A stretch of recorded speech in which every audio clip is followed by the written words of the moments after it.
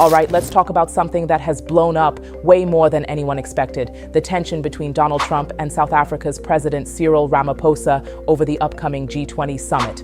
Now let's unpack it. The G20 is being hosted in Johannesburg, South Africa this year.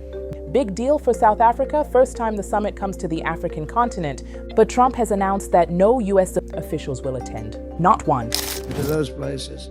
For generations, Miami has been a haven for those fleeing communist tyranny in South Africa. I mean, if you take a look at what's going on in parts of South Africa, look at South Africa, what's going on.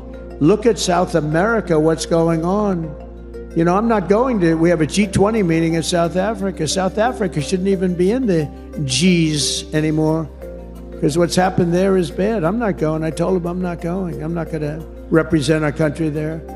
It shouldn't be there. Take a look at what's happening in different parts of South America. Take a look at what's happening in different parts of the world.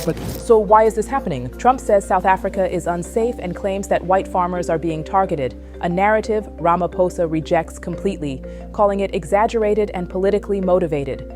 The G20 represents up to 80% of the global economy. So anybody who pulls out or who boycotts is the loser. Because boycott politics, in my short political life, I have found never really works because the caravan always moves on. The U.S. not showing up, it's their loss. And honestly, this isn't just a disagreement, it's a standoff. Because hosting the G20 isn't symbolic, it's about influence. It's about leadership on the world stage. And for South Africa, this was meant to be the moment to bring global South issues to the big table. Let's make this really simple. South Africa wants to show international leadership. Trump wants to send a political message. The G20 is caught in the crossfire.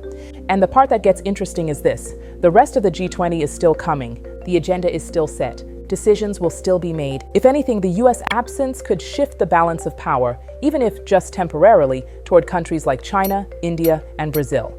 And that's the real story underneath all the drama.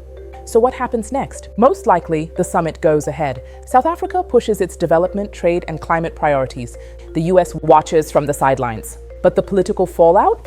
That might last long after everyone flies home.